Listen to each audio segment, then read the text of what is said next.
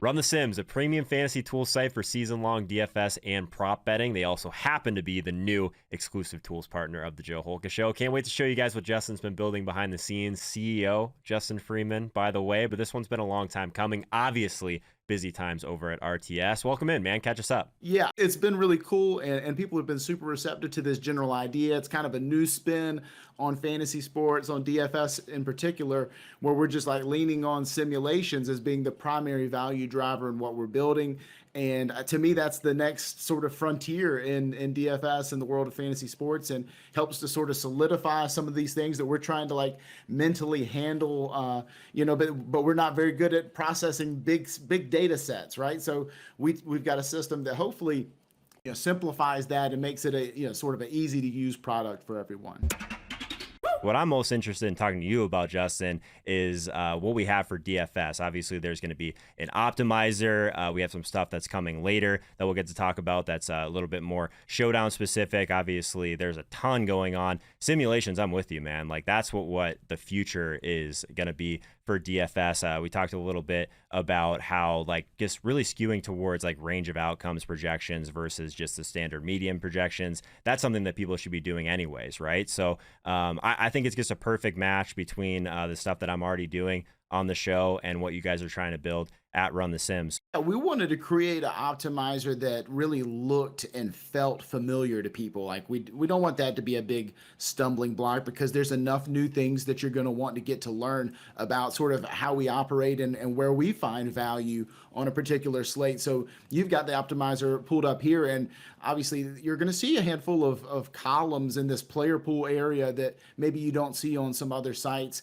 And starting with is the optimal rates area. That data is going to essentially reflect for each and every player in the player pool, how often do they appear in an optimal lineup. And that's a critical piece of information that we can use and compare against our ownership projections as well, to say like, okay, we've got some pivot points we want to make. We've got some decisions to make as we create a lineup.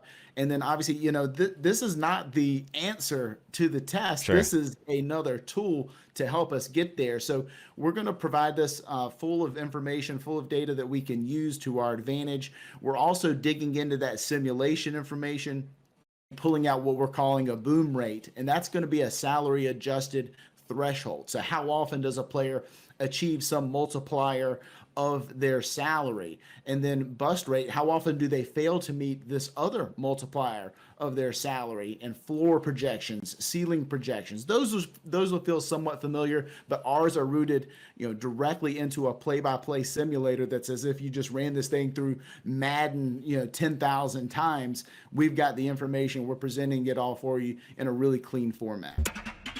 When you pair up the optimizer alongside the simulator, and the simulator will be revealed here in a couple weeks, but essentially what you're going to be able to do is have all the information that you could want, and everything is fully customizable. It can be edited at your fingertips, and so you yourself can adjust to this news if you think that we're slow, or we have got a misread on the situation or whatever, or you just want to play out a particular game script. Like you mentioned, we think this game's going to lean really pass heavy for the Bengals, or this game's going to go really slow paced for both teams. You can ratchet down all those knobs and levers. And so it's a matter of like, how much control do you want to take over this simulation? Because a simulation is only going to give you outputs based on those inputs that you give it. So garbage in, garbage out. You put the good stuff in, you're going to get the good stuff out. So nailing what you think you can nail down before the slate kicks off is what's going to give you the advantage. Yeah, that's got to be like a key differentiator based on like other tools out there, right? So like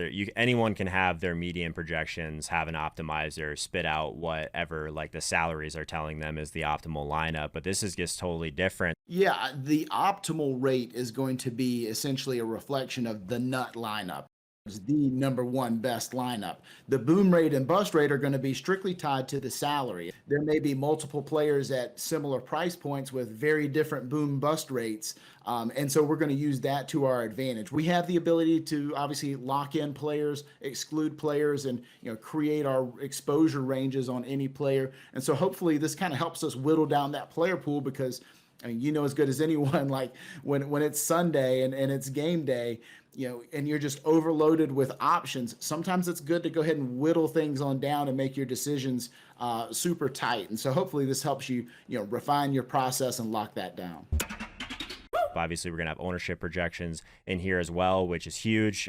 Different types of leverage metrics, boom bust, like we talked about. So there's a lot of stuff here that it seems like, yes, you'll feel right at home if you've used an optimizer before, but also like it's simple enough to where the things that you're looking at are the things that are super important anyway, right? So I want to condense some of the things that I'm looking at when I'm talking about building lineups versus just having a million columns of a million different things. And maybe half those things don't matter at all, right? If you do these simulations, like you're almost like organically going to get some of these combinations that you wouldn't build by hand, right? So maybe you wouldn't end up with a Tannehill lineup that also has Derrick Henry in it, but just based on the context of the slate, maybe that is like one of the optimals that ends up popping more often than you might think if you're just trying to figure it out in your head. So like that's why you need this, right? So like we talked a little bit about like skewing different like run percentages, pass percentages, but also like if you're running it 10,000 times, I mean, correct me if I'm wrong, it's kind of playing through a lot of those scenarios anyway, right? So you almost end up with more of like a true, this is the guy that has been the captain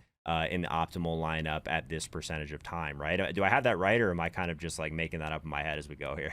No, you got it right. Yeah, and obviously we're looking at ways in which that player combines with the other players on the slate for, because I think what's important here is like, let's look at how many times that one combination repeats itself. Does it repeat itself like twice out of 10,000 times? If so, it's probably a garbage lineup. Probably doesn't help us out a whole lot. But does it repeat itself 50 times out of 10,000?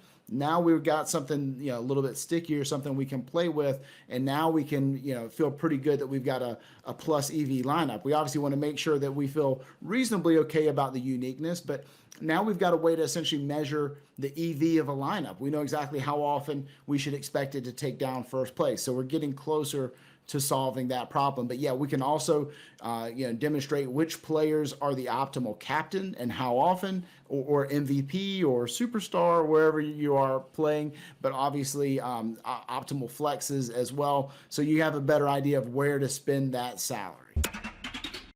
Showdown was actually the reason any of this stuff we created in the first place, because the idea was like, okay, how do we fully simulate a single game? Because we know that in a showdown slate, it doesn't take the median projections and throw them out the window. What we're talking about are game scripts that correlate players with each other. And that's players on the same team along with players from opposite positions on the other team. And so what we've done is created a method that is going to go play by play through every game.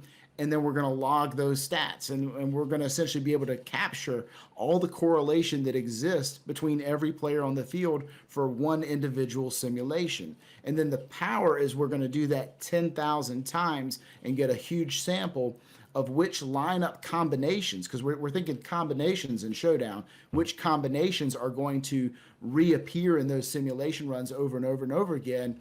And that helps us make good Showdown lineups and good decisions. Obviously, that's not everything. We still want to account for duplications, and we want to think about where we're going to be able to get leverage, how we're going to be able to essentially capture first place for ourselves. Because in Showdown, the goal is to make the nut lineup and have the number one overall lineup and split it with as few of your friends as possible, right? Something that shouldn't go understated here is that just because a guy is in the optimal X amount of times, like we're going to have ownership right there as well. So like what Justin is talking about with leverage, like just because the guy is the most likely captain doesn't really make him the best captain. We still have to look and see what types of captains are going to give us leverage. Like one of the things that we did a lot on this channel last year was just by playing a lot of wide receiver captains instead of the quarterback captain, right? Because so many people out there were just playing like the Josh Allen captain. We were playing Stephon Diggs here and getting a ton of leverage on the field when realistically, sure, maybe Josh Allen was going to be the optimal captain more often,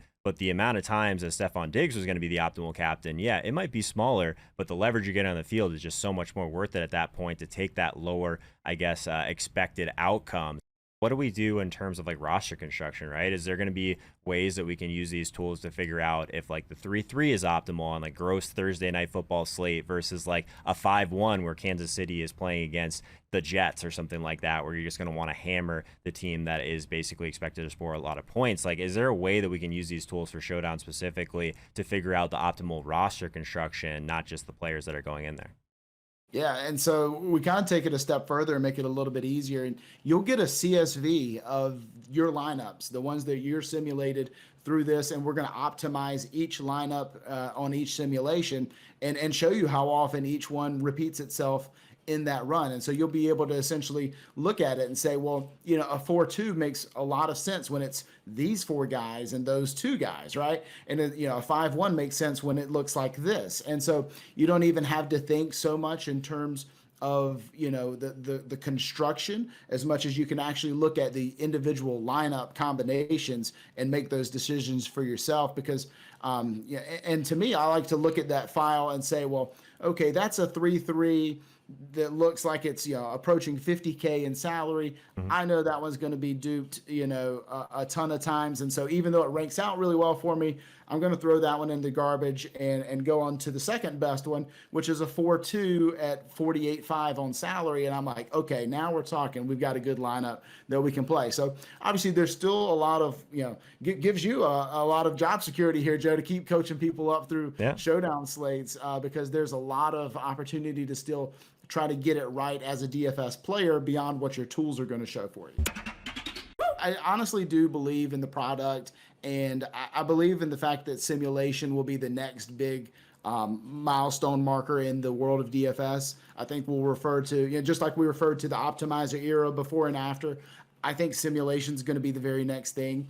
And so, yeah, I think if for nothing else, get in there, learn how these things work, get used to the rate numbers that are coming out. And I think it's going to be something you're going to want to add to your process. It's been very profitable for me over this last year working with this. I don't mean to say that this one person sample size should sway anyone, but I think overall I feel very bullish on the way that this is headed. And I hope everybody will come check it out.